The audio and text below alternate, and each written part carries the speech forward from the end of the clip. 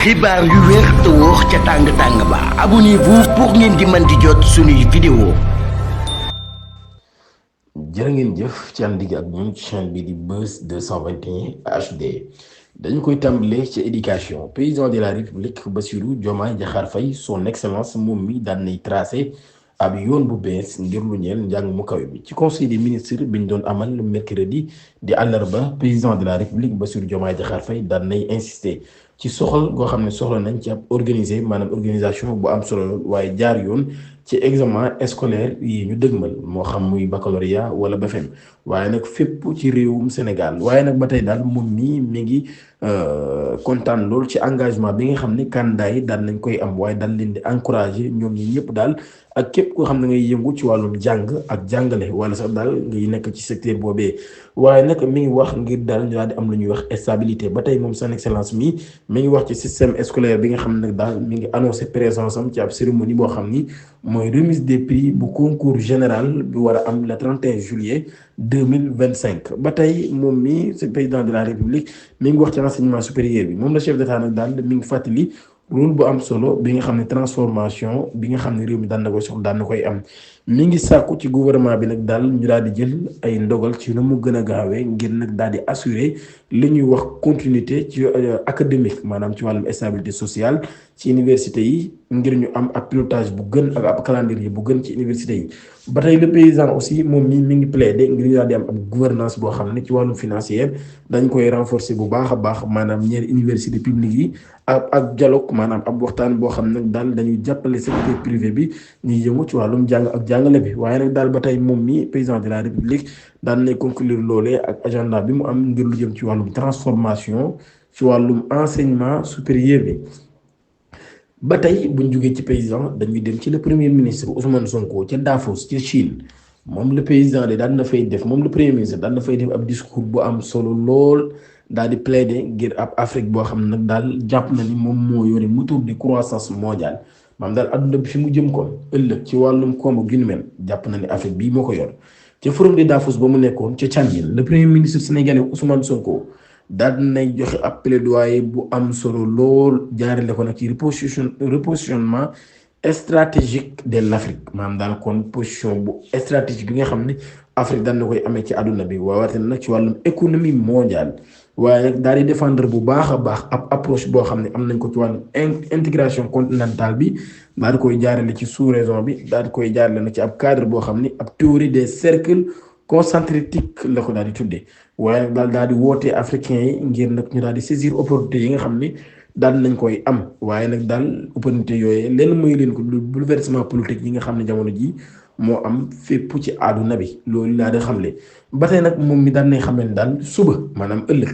àdduna bi nag daal dafa war a compter ci ñaar yi maanaam ci ñaar yi rek la war a yaakaar kon ngir daal di am croissance muy lu jëm ci wàllum numérique wala fii nga xam ne moo di Afrique. nee na àdduna bi ci la war a compter ngir potentiel bi mu am ci wàllum démographique maanaam yaatuwaayam ak ñi fi dëkk.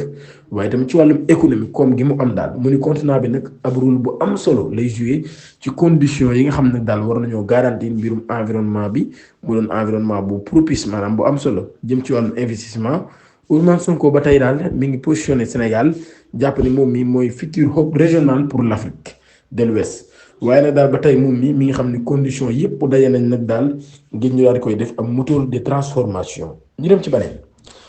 muy crise sociale noo lànk daan nañu dénoncer loo xam ne jàpp nañu ab méprise de l'État la waaye daal di exiger li ñuy wax justice ci wàllum réforme yi. ci ab communiqué bu ñu génnee daal koy publier mercredi collectif citoyen noo lànk daan nañu interpeller les autorités sénégalaises ci mbirum session yi ñu jàpp nag daal dafa am ay défaillants yu baree bari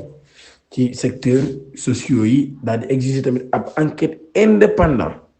et des sanctions immédiates ci mbirum Mor Seck. daal di koy décider nag ci ay circonstances yoo xam dafa impliqué ay policiers maanaam Mor Seck ma nga xam ne dañoo faat bakkanam kon collectif bi daal di exprimer solidarité bi mu am avec médecins en spécialisation les étudiants grévistes de l'INTES et les greffiers dénonçant l'inertie gouvernementale face à des revendications légitimes. noonu lànk ba tey ñu ngi féliciter gouvernement bi daal di féliciter gouvernement bu baax a baax lu jëm ci wàllum service public yi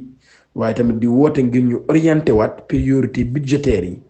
ak gouvernance boo xam ne bu éthique lay doon waaye nag daal dafay indi ay réponses yu concret ci li nga xam ne nag jamono ji moom la Sénégalais yi di dund waaye dañoo jàpp ne état bi daf ci noppi rawatina violence état yi am collectif bi daal ba tey ñoom ñi ngi xam leen ni seen mobilisation ñu ngi koy def ngir daal di ànd ak justice jàppale leen bu baax a baax ngir ñu mën a am ab état bu responsable dañuy jóge ci kuréel googu dem ci wàllum yoon justice daanaka dafa daal di mujjee paralysé Syngenta UNTG daan nay relancer ab grève boo xam ne daal daf koo def ngir jàpp ni état dafa daal taxaw daal leen di seetaan syndicat bi nga xam ne moo ëmb liggéeykat yi nekk ci wàllum yoon Union nationale des travailleurs de la justice UNTG daan nañu décréter ab grève bu toll ci 48 heures loolu mi ngi commencé alxames bi ñaar fukki fan ak juróom-benn ci weeru juin ñi ngi dénoncé jàpp gi jàpp ni gouvernement bi daal dafa taxaw dëmmooyu seeni mbir loolu yi muy ay revendication yoo xam ni ngi koy def ci ab communiqué bu ñuy def daal koy jébbal APS muy agence de la presse sénégalais ñaari structure syndicale yooyu daal ñi ngi dénoncé bu baax a baax ñàkk a respecté bu état ñàkk a respecté ay engagement yu jëloon ci ñoom waaye tamit ñi ngi sàkku ay conditions de travail yu gën a baax maanaam daal seen liggéey kon ñi ngi sàkku ay conditions yu gën a am solo lool ngir agent yi nekk ci secteur bi déjà mobilisé woon nañ les 18 ak le 19 juin ñoom liggéeykat yi waaye nag ñi ngi réaffirmer aussi seen détermination ngir nag ñu dégg seen kaddu ñoom nag nee nañ du nangu benn yoon ñu leen di marginaliser ak rôle bi ñu am lum am solo nag daal dañoo bëgg am ay fonctionnement yu jaar yoon lool ci wàllum système judiciaire bi syndicat yi ba tey ñu ngi woote am mobilisation totale maanaam ñu ànd booloo dem benn def ko ci benn waaye def ko ci bi yar ngir nag daal lii ñuy xeex ñu mën koo xeex journaliste bii di Bachir Fofana envoyé nañ ko en garde à vue pour diffusion des fausses nouvelles journaliste Bachir Fofana daal nañ ko placé en garde à vue àllarba le 26 juin division spéciale de cybersécurité DSC ginnaaw ab convocation boo xam ne ay déclaration la yu mu def ci condition d'attribution des marchés de l'achat si marché de l'achat des véhicules maanaam oto yi nga xam ne député yi daan na leen koy jëndal procureur de la république bi nag daal nee nañ dafa autosaisir ci boobu leen mbir foofa na ñu toppee ko division des fausses nouvelles moom mii ginnaaw bi nga xamee ne dafa wax ni am na existence su ay procédures yi nga xam ne moom lañ jaar ngir daal di jënd yooyu lay oto waaye daal di wax sax oto yi kan moo gëñu marché ak yooyu waaye démb ca 7TV ca Maïmouna Ndour Faye Madiambal Diagne nee na procureur autosaisir wul nee na El Malick Ndiaye moo porté plainte ci kanamu yoon loolu yi moo tax ñu daal tijji ab l'enquête ci boobu la mbir maanaam daal kon nee na élément déclencheur bi président assemblée nationale la El Malick Ndiaye moom moo dem ci yoon moo porté plainte jaaree ko ci avocat maître Bamba Cissé nee na loolu yi kon moo tax ñu daal di jàpp Bachir Fofana jërë ngeen jëf.